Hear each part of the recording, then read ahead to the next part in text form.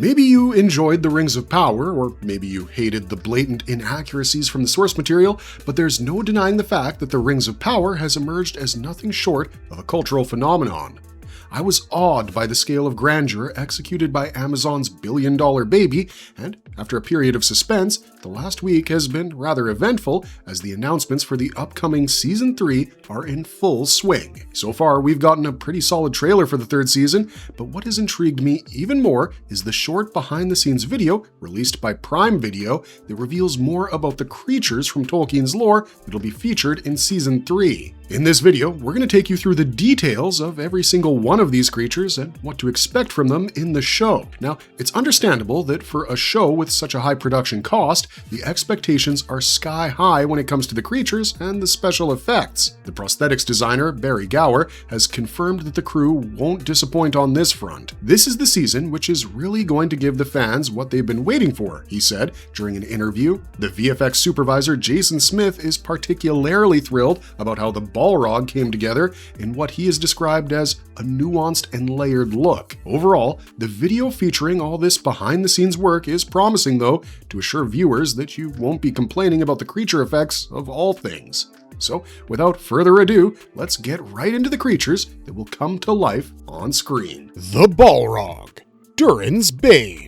From the looks of the trailer, Season 3 is setting the tone already for darker storytelling. Middle-earth is at war, and it's been 5 years since the fall of Eregion. Sauron's armies have marched across the world, conquering everything in their path, and only a few isolated pockets stand between them and absolute victory. Meanwhile, in the newly completed Tower of Barad-dûr, Sauron works day and night to complete the One Ring to rule them all. So how does the Balrog fit into the grand scheme of things? Well, the Balrog is a whole species in Middle-earth, but the indication suggests the focus will be on one particular creature, voiced by Simon Pegg. Unlike anything we've previously seen in a Tolkien adaptation, the Balrog in this one speaks, and I think this is easily the most exciting thing about the appearance of the Balrog in Season 3. Showrunners Patrick McKay and J.D. Payne said in an interview, "The Balrog has dialogue. That alone was a crazy undertaking. The casting director, Theo Park, is the one who suggested Simon Pegg for the role, and wouldn't that be a perfect fit? The actor is thrilled to play this exciting character, and I cannot wait to see how this one unfolds on screen." I know the purists will probably not be too happy about this change, but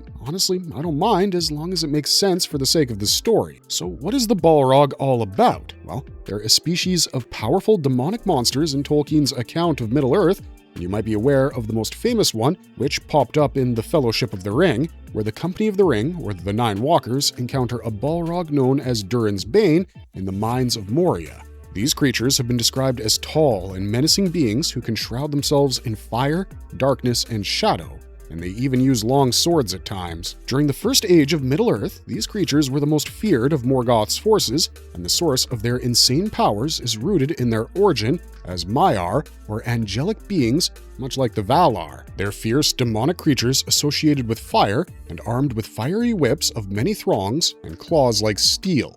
Balrogs are incredibly difficult to kill, and it takes a special warrior who can destroy more than just its physical form. Now, the Balrog, played by Simon Pegg in The Rings of Power, will not just have a few lines of dialogue, but entire conversations with Sauron. In fact, the promotional footage has already indicated that there might be some tension between the two, as the Balrog tells Sauron to crawl back to his world above. And I think it would be a cinematic experience to see these two powerhouses clash. The last we saw of the Balrog was in Season 2, when it awoke from its slumber and was cast back into the depths by King Durin III, even though he had to sacrifice himself to do it. Now, in the bowels of Khazad-dûm, the Balrog emerging might be quite significant. We already know that Durin IV and the other dwarves are still in possession of the Rings of Power, and if they're corrupted by the evil of the rings, something might have brought the Balrog back to the surface, which is definitely bad news for Khazad-dûm. According to the lore, Khazad-dûm is destroyed by the Balrog, Durin's Bane, and even though the timeline doesn't quite match, I wouldn't be surprised if Simon Pegg's Balrog turns out to be Durin's Bane. Fell beasts. If you're familiar with Tolkien's lore, you probably know that Sauron initially sent 9 Nazgûl to hunt for the One Ring on black horses. They were drowned by the powers of Elrond and Gandalf when they tried to cross the River Brunnen, and when they finally regrouped in Mordor, they were given new mounts called Fell Beasts. Now, these are probably one of the most terrifying and underrated creatures in Tolkien's lore, because they don't get the kind of footage they deserve. These are winged nightmares that fly at great speed and emit the disturbing stench of death. Just like their feared riders, whom I'll also get to later in this video, the Fell Beasts can scare the bravest of warriors. They're also known as Nazgul birds and Hellhawks, but I don't think there's a better name for them than Fell Beasts.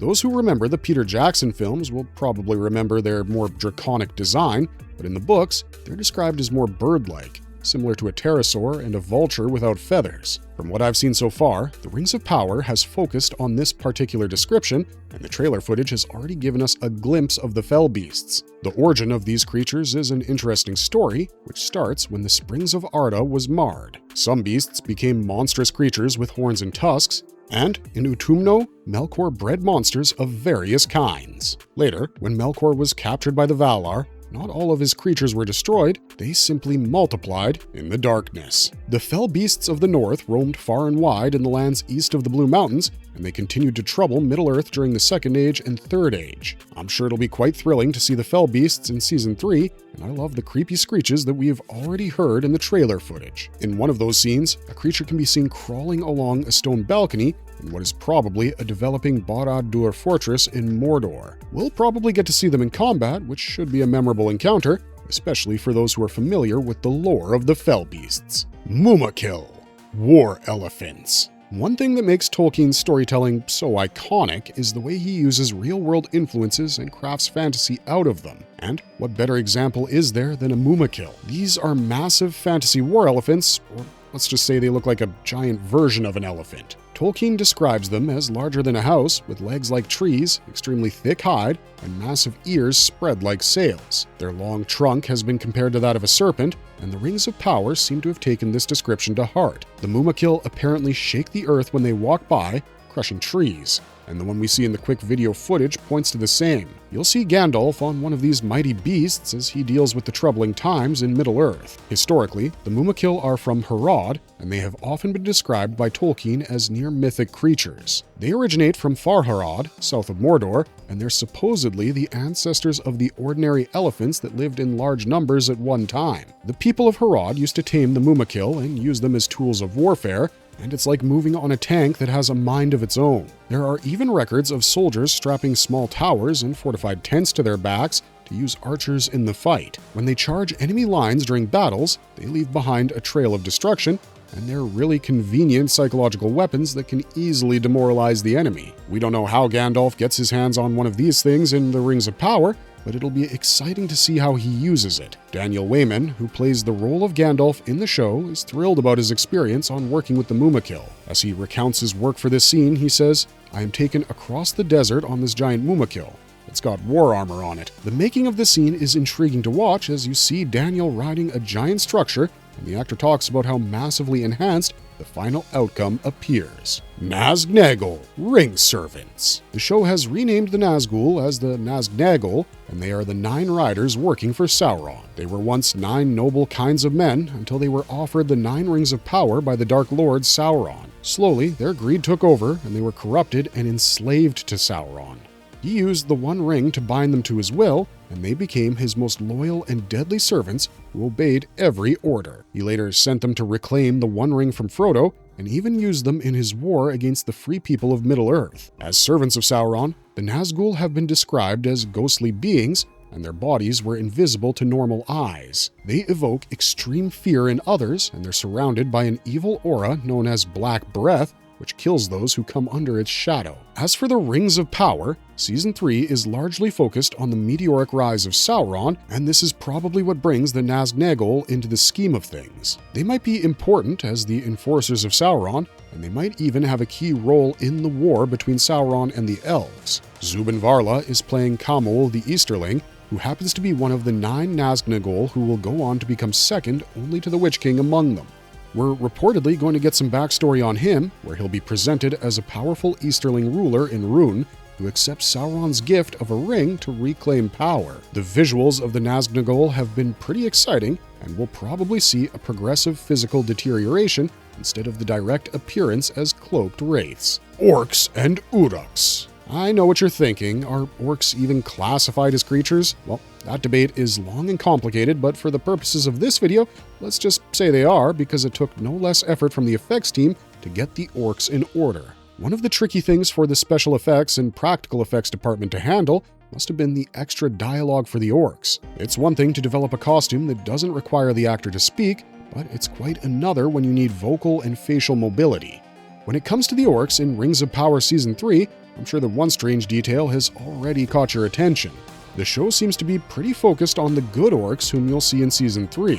One voice can be heard in the trailer, which presumably belongs to one of the orcs, and there's a clip where an orc can be seen speaking to Arondir and Galadriel. The way the two elves behave around this orc suggests they don't view him as a threat, and the orc even tells them to come with him somewhere. But why would an orc be an ally to the elves? This is probably a continuation of the Season 2 narrative that showed the orcs in a more sympathetic light than what we're used to. Adar, the father of the race of orcs, desperately tried to save his children from becoming slaves to Sauron, and the more humane side of the orcs definitely offended some of the purists. In Lord of the Rings, orcs are considered inherently evil, but you'll see a more complex and diverse side of things in the Rings of Power. There's a new orc character in Season 3 called Marnock, played by Adam Young, and the description of this character already says that he may not be what he seems. There's a scene in the trailer where Galadriel seemingly takes him prisoner, but he later offers himself as their guide and tells them about Sauron's One Ring. Honestly, he's given Gollum vibes here, although I wonder if that's where the story is headed. If you've been watching the story so far, you're probably aware of all the changes they've introduced, and you might have to excuse them for more sympathetic orcs if you want to enjoy Season 3 with an open mind. Something tells me that Season 3 of the Rings of Power has the potential to become one of the best so far, and as long as you're willing to forgive some of the crazy changes they're making to the timeline and to the familiarity of Tolkien's lore, you're gonna have a good time. The new creatures added to Season 3 definitely add to the excitement, and I hope the story does justice to all the grandeur and the budget. I mean, the trailer was impressive, and the people behind the project seem passionate enough, so I'm rather optimistic about this one. Let us know in the comments down below what you think of these fascinating creatures set to appear in Season 3, and let us know what your favorite Tolkien creature is. Also, if you enjoyed this video and you want to see more stuff like it, the best way to do that is to like and subscribe. It's the best way to see more of our marvelous videos, and it really helps us out as well. Otherwise, thanks for watching, stay safe out there, and we'll see you next time.